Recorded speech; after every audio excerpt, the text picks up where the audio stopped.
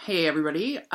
Today actually the video is inspired by one of the comments that I received from a viewer, and I'm gonna wreck their YouTube name, but it was Nana Natchley or something along those lines. So I apologize if I did butcher that.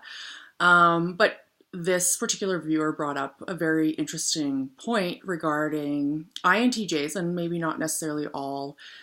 This doesn't have to pertain only to INTJs, but it is something that resonated with me when I read her or his information on the comment regarding relationships and situations with, from me paraphrasing, and I again put in comment section if this is the wrong avenue that you weren't meaning, but dealing with passive aggressive people.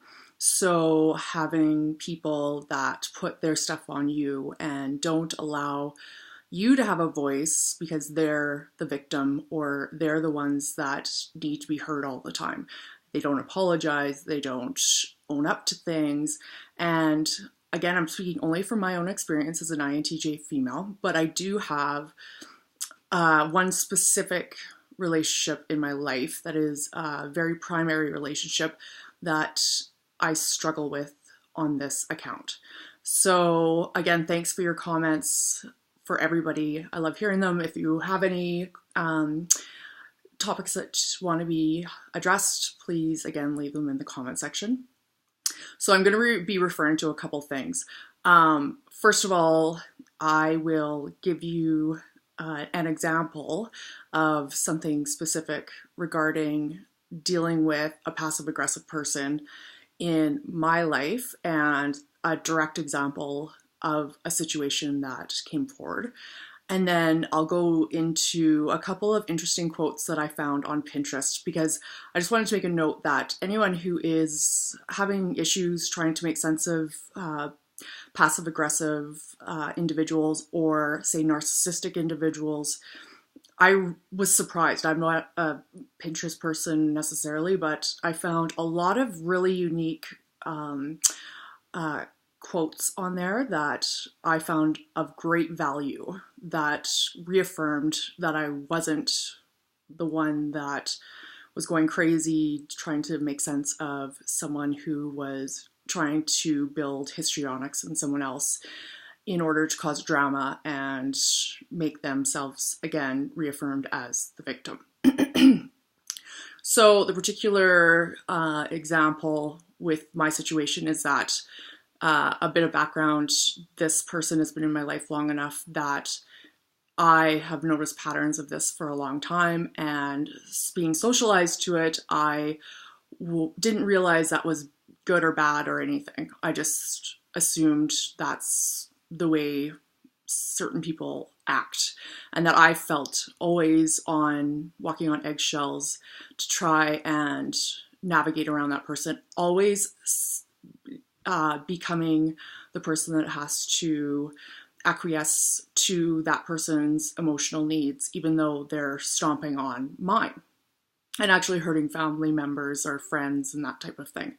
And the idea of calling them out, if you want to use that term, was off the table, because that person had built a series of channels, I guess, that would protect her or him in that role, that they were able to continue on, I guess basically with enablers saying that they are allowed to continue that way. So going through self-awareness as I've gotten older and older, I had a look into it, because it was the one key relationship that never did make sense to me. And I wondered why I wasn't making sense of it, because usually I can navigate most things. So again, getting into primary relationships, if you're into researching that type of thing, as they build you socially, you absorb them in a different way than, say, you in a more mature self. They have been there longer, and they are part of building how you make sense of the world. So in this particular example, this person I had disclosed some very intimate details, and this is a different example from another one that I mentioned that was a friend of mine. This one, you'd think I'd learn better. However, this one was something where I was in a very vulnerable state at the time, and it was one of those right place at the right time for them to get the information that would allow me to be vulnerable and them to be able to manipulate myself to cause whatever drama they wanted to use with it. So I learned my lesson after that, just as an aside, and have never disclosed things to this person ever again.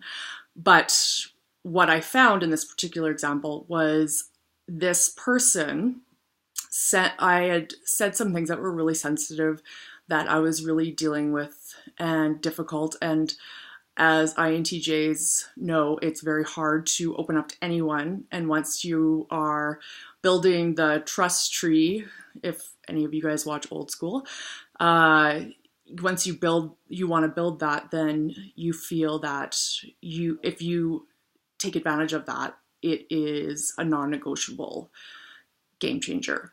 So this particular person acted like he or she was being supportive and listening to me. And then 3 days later, I received an email from them in the middle of the afternoon and went into not only just horrific details of what she or he thought of me, but also it was so off base. It was like we were having two different conversations. The things that I heard or that I told that person was processed with that person using their own perceptions of their experience. And yes, that is definitely something that happens with people. All of us do it. However, for myself as an INTJ, when someone provides very sensitive and vulnerable information, first of all, it stays and keeps to the grave. And second of all, there's no judgment. It's not my journey to sit there and tell you what to do with it. If you're being wonderful enough to share that information with me, it's not my job to shame you for anything that you tell me. It doesn't matter. So anyways, with this particular piece, what I had noticed, because I had such a long relationship with this person, I had enough intuition to know there was no easy way to get out of this. There was no way of coming back, because the way that the email specifically was set was so not based on reality, I couldn't even argue a defense for it. It was completely off base. And so I realized through deducting the information that I had no option as to what to do. So actually, I was very troubled with how to respond to this, because it also did really crush me that this person just took my vulnerability and stomped on it. So I decided that the little voice in my head said, just respond with kindness. Say, thank you for your thoughts. I appreciate it.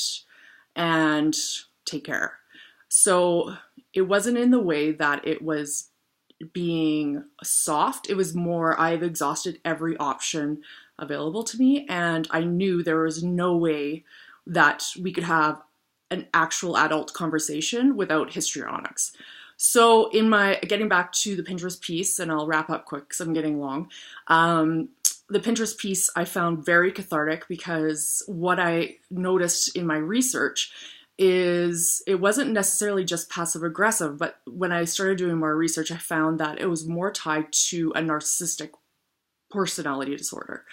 This particular person definitely displayed these types of personality traits that I've noticed continuously over the course that I've known that person.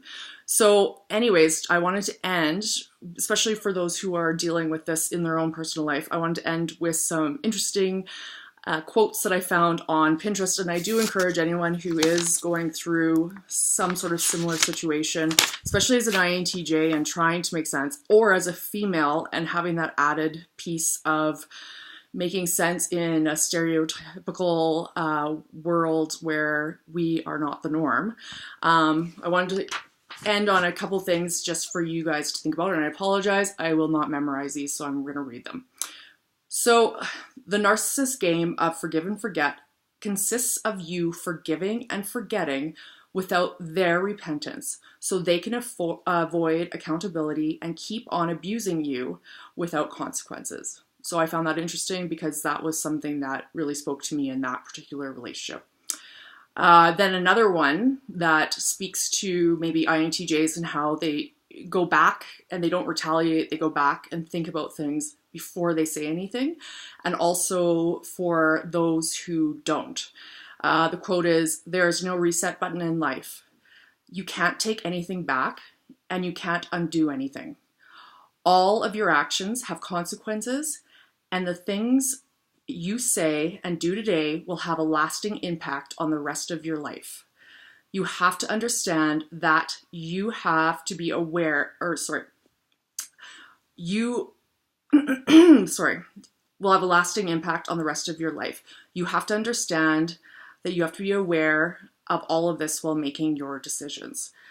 And then the last one, how beautiful is it to stay silent when someone expects you to be enraged?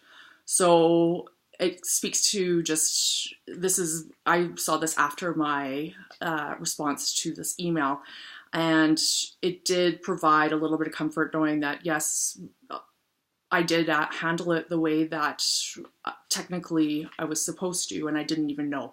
So thank goodness for intuition and understanding people so that you are able to make sense of things.